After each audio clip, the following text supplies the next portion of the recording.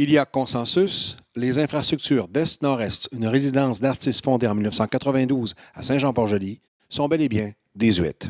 Le matin du 6 juin 2017, le ministre de la Culture et des Communications du Québec conviait la presse régionale à la Maison de la Culture populaire pour une annonce qui peut être présentée comme la conclusion à une décennie de démarches pour le conseil d'administration de cet espace d'expérimentation. Un espace qui pourra continuer à servir une large communauté d'artistes de partout à travers le monde grâce à ses investissements.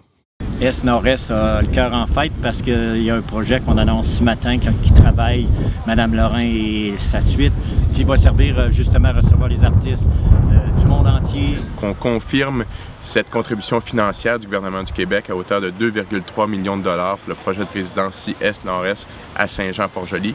2,3 millions de dollars, ça correspond à 74 % du montage financier, alors quand même une contribution importante de la part de notre gouvernement. Par le passé, il y avait eu une annonce d'un accord de principe. Aujourd'hui, on est à l'annonce officielle. Et alors nous, on donne l'autorisation maintenant de dépenser ces sommes-là. C'est ce qu'on est venu ici à annoncer ce matin. Alors c'est vraiment officiel, c'est vraiment concret. Le projet d'Est-Nord-Est Résidence d'artistes, c'est vraiment la reconstruction du bâtiment. Puis là, on va se doter vraiment d'infrastructures à la fine pointe.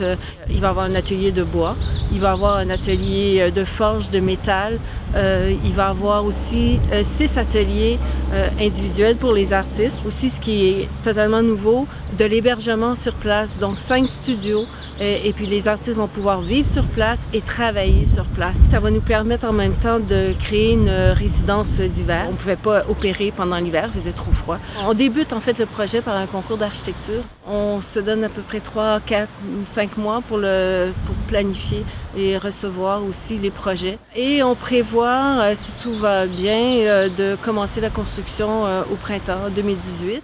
Un reportage de François Lapointe pour CMA TV Nouvelles.